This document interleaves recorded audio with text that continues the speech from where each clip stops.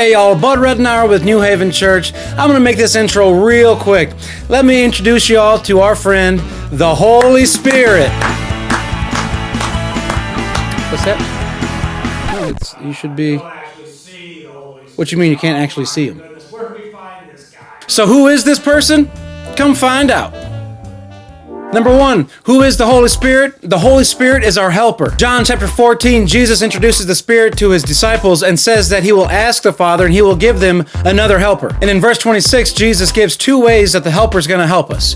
First, he says that he will teach us all things. All things. That means there's not a subject that the Spirit is not an expert on. He literally has all of the answers. And second, he reminds us of what Jesus has said. This is one of the reasons why the Gospels are detailed and in such agreement. The Holy Spirit helped the disciples remember everything that Jesus had said. And then what's more, in John chapter 16, Jesus says that the Spirit will guide us into all truth, and he will also speak to us of things yet to come. I mean, these are huge benefits, and this is just from a couple of chapters found in the Gospel of John. The Holy Spirit is our helper. And number two, the Holy Spirit is our friend. We all benefit from having good friends, and there are real benefits in having the Holy Spirit as your friend. So you know what? Real quick, I'll list a few. Number one, power. Acts chapter 1, verse 8.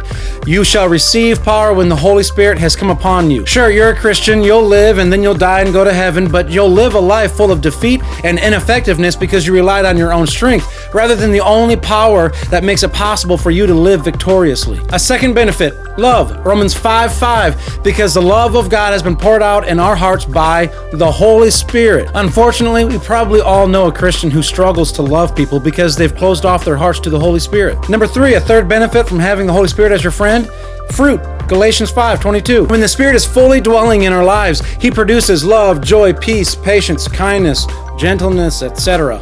Number four, a fourth benefit from having the Holy Spirit as your friend is gifts. Isn't it great to get a gift from a friend? Well, the fruit of the Spirit is a gift from the Holy Spirit. Gifts from the Spirit are like little packages from heaven filled with blessings. The Holy Spirit wants to be an intimate friend.